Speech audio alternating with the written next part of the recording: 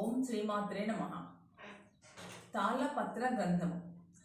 దైవ దర్శనానికి వెళ్ళే ముందు కాళ్ళను చిన్న పొడ కూడా లేకుండా కడుక్కోవాలని అంటారు. దేనికి? మహారాజులతో పాటు దేవతలు కూడా దమయంతి సౌందర్యాన్ని మోహించి ఆమెను వివాహం చేసుకోవడానికి స్వయంవరానికి వెళ్ళేలోపే ఆమె నల మహారాజు మెడలో పూలమాల వేయడం చూసి దేవతలు నిరాశ చెంది నల మహారాజు పైన ద్వేషం పూనారు. సకల వైభోగాలతో ధర్మ నియమాలతో ఉన్న నల మహారాజును అష్ట కష్టాల పాలు చేయడానికి దేవతల కోరికపై కలిపురుషుడు అనేక రకాలుగా ప్రయత్నించి రాజును ఆవహించలేకపోయాడు.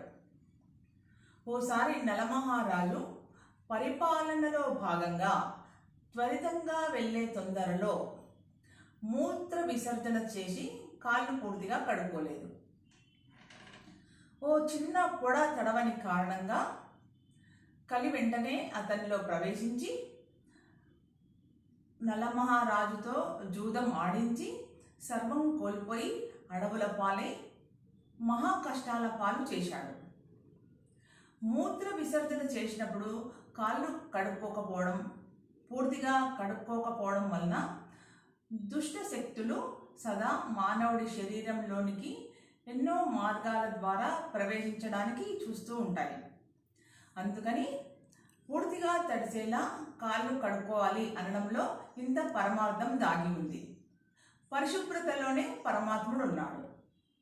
ఇప్పుడు ముసలి కన్నీరు అంటే ఏమిటో తెలుసుకుందాం. ఏదైనా జంతువును ముసలి తిన్నప్పుడు ఆ జంతువుకు సంబంధించిన లవణాలు ముసలి కడుపులో చేరుతాయి. ముసలి చర్మం గట్టి కవచం వలె ఉండి స్వేద రంధ్రాలు లేనందువలన అధిక లవణాలను విసర్జించడానికి అది కంటి ద్వారా నీటిని కారుస్తుంది.